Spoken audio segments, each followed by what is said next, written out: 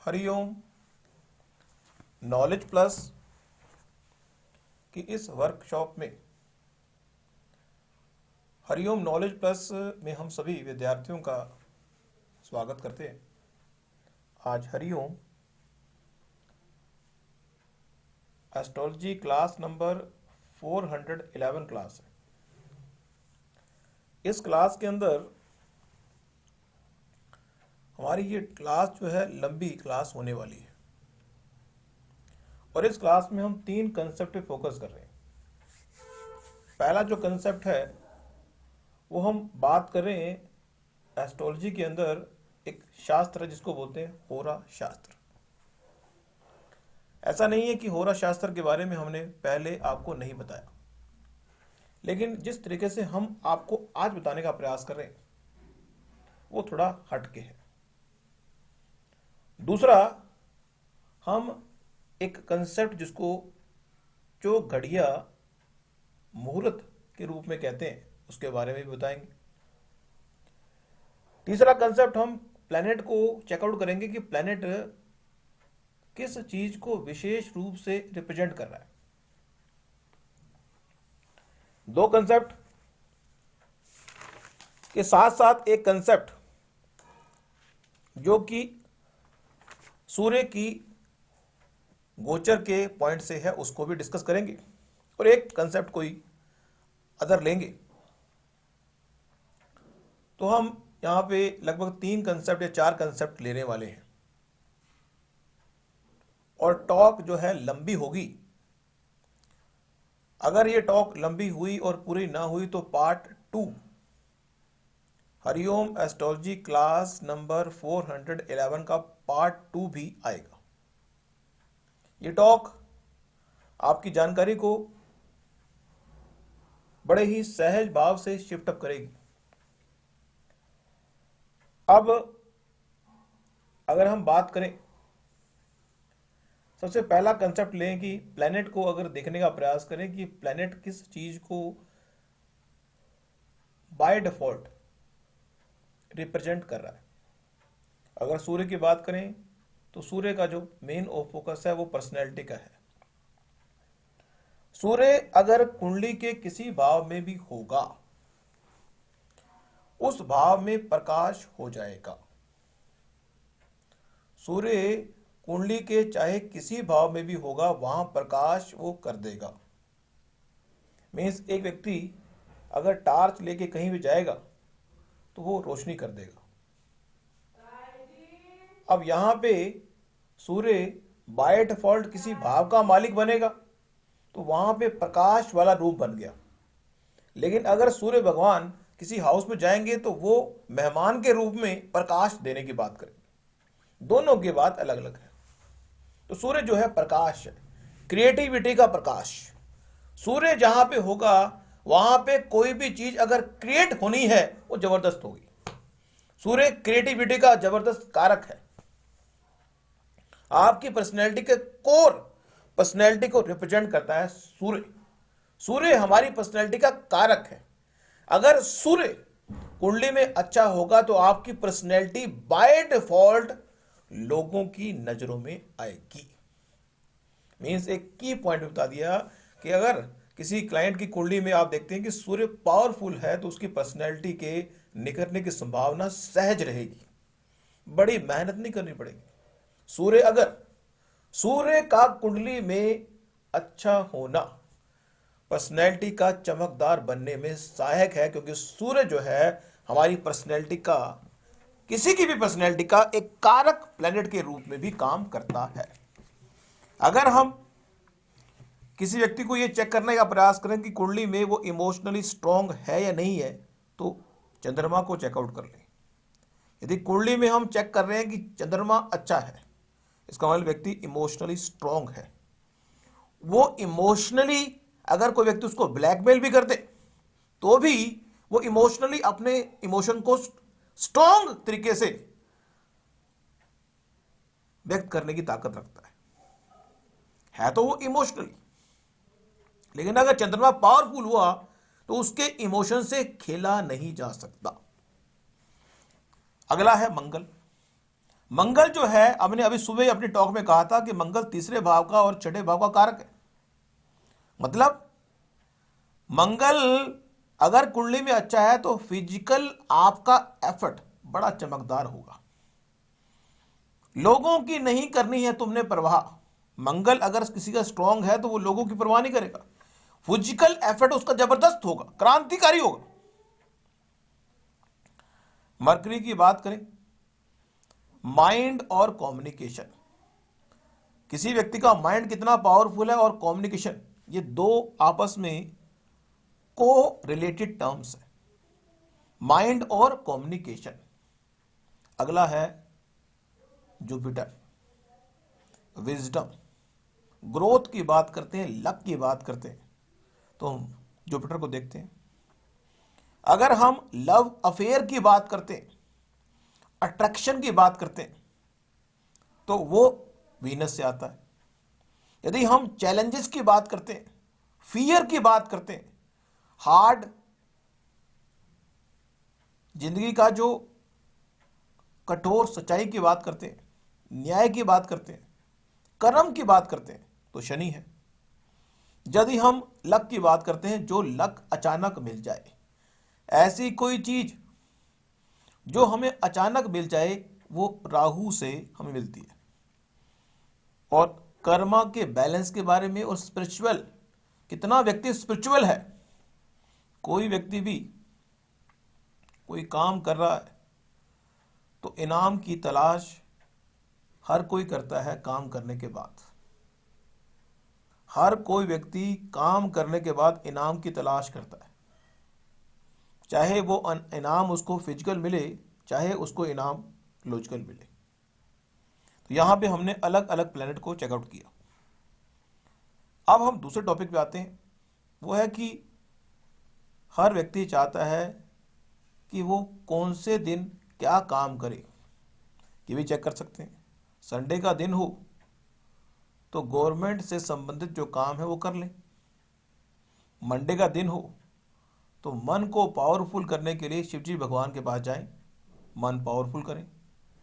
और साथ में इमोशन, फीलिंग से संबंधित कोई काम अगर किसी ने करना हो तो सोमवार का दिन जबरदस्त है।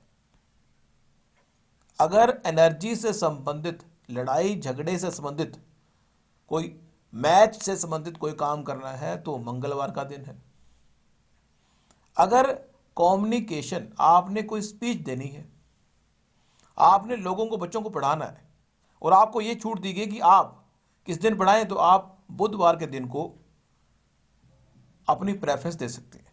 यदि आपने कोई लंबी टॉक करनी है, आपने कम्युनिकेट करना है, आपने किसी डिबेट में भाग लेना है, then you have to select Wednesday. यदि आपने गुरुवार का चूज करना है दिन, ज्ञान लेने की अगर बात हो, अगर ज्ञान लेना है तो गुरुवार का दिन। यदि ज्ञान लेना है तो बुधवार का दिन। ज्ञान अगर देना है तो भी बुधवार का दिन। यदि आपने ज्ञान लेना है तो गुरुवार का दिन, वीरवार का दिन ज्ञान लेने के लिए, डेवलपमेंट के लिए। गुरु से करनी हो मुलाकात, गुरु से करनी हो मुलाकात तो गुरुवार का दिन चूज करो। शुक्र, किसी पे आ जाए प्यार की बात हो, घूमने फिरने की बात हो, फिल्म देखने की बात हो तो शुक्रवार का दिन। और अगर दुनिया में आप चाहते हैं कि आपके कर्म का जो इनाम है ब्याज सहित एक्यूमुलेट होके मिले, तो शनिवार के दिन काम करने से दिल चुराओगे और शनिवार का दिन ऐसा करोगे तो इनाम उल्टा हो जाएगा। मीन्स वहां पे 10 घंटे काम करने का इनाम 20 घंटे मिलना है, लेकिन अगर आप 1 घंटे काम करोगे तो इनाम और कम हो जाएगा। विपरीत। और राहु और केतु का कोई दिन नहीं होता, लेकिन हम अगर चाहें तो शुक्रवार का दिन और बुधवार का दिन राहु के रूप में। मीन्स शुक्रवार के दिन जो दिन है घूमने फिरने का है, या फिर बुधवार का दिन कम्युनिकेशन करने का या ज्ञान लेने का। बुधवार के दिन अगर आप कोई भी ज्ञान ले रहे हो वो अच्छी तरह से आपको मिल जाएगा। अब अगर हम इस बारे में बात की हमने, अब हम एक कंसेप्ट और बताने का प्रयास कर रहे हैं। वो कंसेप्ट है आयुर्वेद के हिसाब से। आयुर्वेद ये कहता है कि जो हमारा शरीर है वो 5 एलिमेंट से मिलके बना है। यहां पे एक कंसेप्ट हम आपको थोड़ा सा हट के बताने का प्रयास भी कर रहे हैं। टॉक हमारी एस्ट्रोलॉजी की है, लेकिन इस टॉक में एक कंसेप्ट जो टॉपिक से हट के बताने का मन हुआ तो हम बता रहे हैं, वो है कि आयुर्वेद ये कहता है, क्या कहता है कि आयुर्वेद ये कहता है कि हमारा शरीर 5 एलिमेंट से मिलकर बना है, और 5 एलिमेंट जो हमारे शरीर में है, सुबह 6 बजे से लेकर 10 बजे के बीच में ब्रेकफास्ट हैवी करें, 10 से 2 के बीच में आप काम हैवी करें, 2 से 6 के बीच में आप वो काम करें इसमें मेंटल काम होता है। मतलब ऐसा शास्त्र कहते हैं कि हमारा वो काम जिसमें फिजिकल एफर्ट की रिक्वायरमेंट है वो सुबह 6 से 10 होना चाहिए। जहां पे आपको एनर्जी की रिक्वायरमेंट है, फुर्तीलापन चाहिए, वो 10 से 2 है। और जहां पे आपको अपने दिमाग को एक्सट्रीम में यूज करना है तो वो टाइम 2 से 6 का है। इसी को हमने 2 से 6 अगर शाम का टाइम है तो 2 से 6 सुबह का टाइम पढ़ाई करने में अगर यूज करेंगे। अब इसको एस्ट्रोलॉजी से भी समझने का प्रयास करेंगे, थोड़ा और गहराई में जाएंगे। एक नंबर हम आपको देने का प्रयास कर रहे हैं जो कि होरा शास्त्र से ड्राइव हुआ। अब यहां पे हम आपको अंक एस्ट्रोलॉजी के माध्यम से नंबरों को डिफाइन करने की जो कला है वो सिखा देते हैं, ताकि हमारी बात को आप आसानी से समझ पाए। हमारी टॉक को जो विद्यार्थी सुन रहे हैं, अब यहां पे एक बात भी कहना जरूरी है कि हमारी जो टॉक है उसमें वही विद्यार्थी हमारी टॉक को आप सुन रहे हैं, बड़ी अच्छी बात है। अगर कॉपी पेन लेके हमारी टॉक को सुनेगा बच्चा तो चीज़ों को समझ पाएगा। और अब हम होरा शास्त्र में we are trying to give planet के हिसाब से यदि चेकआउट करने का प्रयास करें, 1 नंबर सूर्य भगवान को दिया, 2 नंबर चंद्रमा भगवान को दिया, 6 नंबर शुक्र भगवान को दिया, 5 नंबर बुध भगवान को दिया, 8 नंबर शनि भगवान को दिया, 3 नंबर गुरु भगवान को दिया और 9 नंबर मंगल भगवान को दिया। इसके संबंध में जो ये हमने लड़ी पुटअप की, ये एक होरा शास्त्र है। अब आप कहेंगे कि होरा शास्त्र है क्या? होरा शास्त्र एक ऐसा शास्त्र है जो हमें ये बताता है कि हमें हर घंटे के अंदर किस तरह की एनर्जी हमें मिल रही है, उस एनर्जी में जो काम हम करना चाहें उस एनर्जी के हिसाब से अगर हम काम करेंगे तो हमें लाभ मिलेगा, ऐसा होरा शास्त्र कहता है। अब होरा शास्त्र में इसके संबंध में एक स्टोरी है। स्टोरी क्या है? एक राजा को किसी और देश में जाने का मौका मिला, तो राजा एक देश से दूसरे देश गया।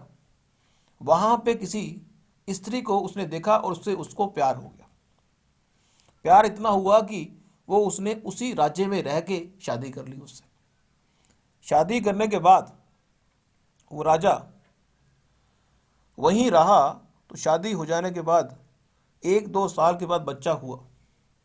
बच्चा होने के बाद उसको याद आई कि अपनी रानी से भी मुलाकात करनी है, तो वो वहाँ को छोड़ के रानी के पास दोबारा आया, रानी से की मुलाकात और वहीं रानी के पास रहने लगा। और कुछ सालों बाद एक बच्चा हुआ जिसका नंबर रखा गया 8। रानी ने कहा इस 8 नाम के बेटे को ज्ञान के लिए किसी गुरु के पास भेजो। तो उन्होंने 3 नंबर के पास गुरु के पास भेजा। उन्होंने कहा कि ज्ञानवान तो बच्चा हो गया है, लेकिन फिजिकल स्ट्रांग भी होना चाहिए, तो 9 नंबर के पास भेजो कि बच्चा जो फिजिकल स्ट्रांग हो जाए। ये स्टोरी जो मैंने बताई है वो होरा शास्त्र की कहानी को याद करने के लिए बताई। संडे का दिन हो, क्रोनोलॉजिकल, हम कहें कि संडे के बाद मंडे आता है, मंडे के बाद ट्यूसडे आता है, ट्यूसडे के बाद वेडनेसडे, वेडनेसडे के बाद थर्सडे, फिर फ्राइडे, फिर सैटरडे।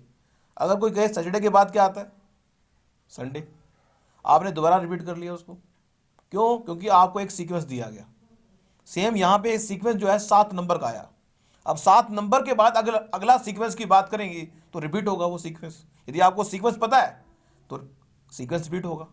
तो क्रोनोलॉजिकली इस 7 नंबर के सीक्वेंस को आपने रिपीट करना है।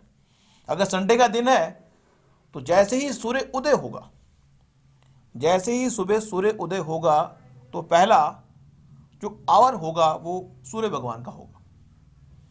दूसरा जो आवर होगा, दूसरा जो घंटा होगा वो हमारा शुक्र भगवान का होगा। तीसरा बुध भगवान का होगा। चौथा चंद्रमा का होगा। पांचवा शनि भगवान का होगा।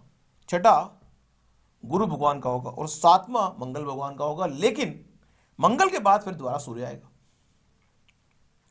ये क्रम 7 7 7 और 7, 21 घंटे हुए। 3 घंटे और हैं, वो आएंगे। फिर अगला दिन आएगा सोमवार का। सोमवार का जो पहला घंटा होगा वो 2 से शुरू होगा। और ये क्रम अगर ठीक नहीं होगा तो वो सीक्वेंस गलत हो जाएगा। तो ये क्रम पहले से सही है। और इस क्रम को आप चेकआउट करके ये बात चेकआउट कर पाएंगे कि आप संडे के लिए कौन सा काम मैंने अभी आपको बताया है वो करना है। अगर शुक्रवार का दिन आया तो वो काम करना है। अब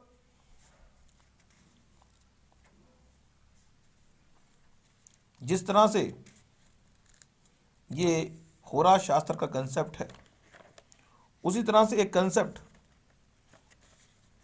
कहा गया है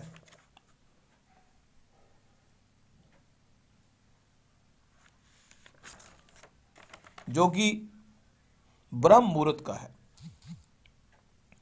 कहते हैं कि अगर किसी चीज को प्राप्त करना हो तो उस चीज को प्राप्त करने के संबंध में मेहनत करने से अगर करोगे इनकार। हमारा एक डायलॉग है जो हम इस टॉक में भी दे रहे हैं। अक्सर हम हरिओम नॉलेज प्लस में हरिओम अनमोल वचन की टॉक में देते हैं डायलॉग। यहाँ पे हमारा मन हो रहा है तो दे रहे हैं।